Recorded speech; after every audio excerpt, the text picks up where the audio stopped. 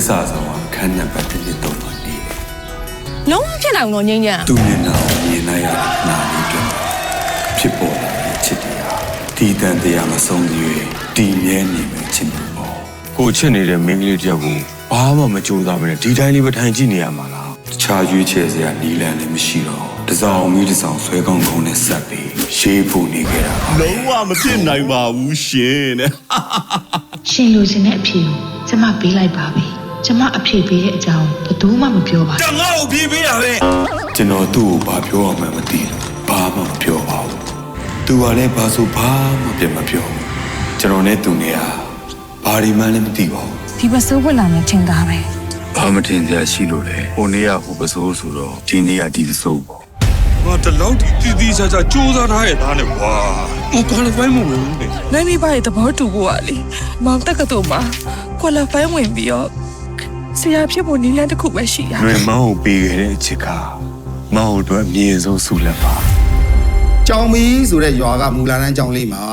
အလေတန်းပြဆရာဖြစ်ခတ်ပေးလိုက်တယ် ။ကျွန်တော်ကဒီเจ้าကို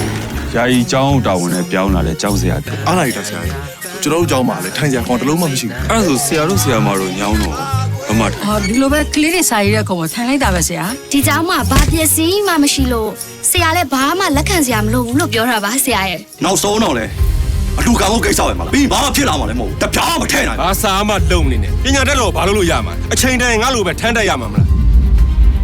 မိမိကိုကောင်းအောင်ကြိုးစားမည် ကျွန်တော်ပြီးပါတယ်အဲ့ရန်ဖြစ် ကိုဖြစ်နေတာတဲ့ ခလေးတွေကစိတ်တန်ရရသွားလိမ့်မယ် ခမည်းငြိမ်နေတဲ့လူအာနာပေါအောင်ပြရည် ။လောကမှာညံပြင်းတဲ့တပည့်ဆိုတာမရှိဘူး။အပင်ပြညံ့တဲ့ဆရာဆိုတာပဲရှိတာ ကျမတို့ကညံ့ပြင်းတဲ့ဆရာတွေပေါ့ ခမရကိုကြောက်ရေးယူပါလေကြောက်ကခရိုင်ပညာကိုဥအောင်တန်းမယ် ။ဆရာကြီးလွယ် ငါ့ကိုကျောင်းဆရာအလုပ်ကထွက်ပြီးရွယ်တို့မိသားစုလုပ်ငန်းတွေအားလုံးကိုဦးစီးပြီးလုပ်ပါမယ်လို့ကတိပေးမှာ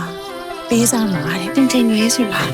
ယ်သူလဲ ဘာလို့မဆိုင်နိုင်လာမေးနေရလဲ။သူ့ပြည့်ပြည့်ပေါ့မင်းနဲ့မဆိုင်လို့လေ ကျောင်းဆရာအလုပ်ကိုဖတ်တွယ်နေတဲ့မောင်ရွယ်ယူနေတယ်လို့ထင်မိပါ တောင်းဝင်လေစောရရွေးပြုတ်ကြသွားလို့ ဒီရွာလုံးရဲ့ကလေးတွေကိုသူ့သားသမီးတွေသတ်မှတ်ထားတာအဲ့ဒါမှကျောင်းဆရာစစ်စစ်စိတ်တမ်း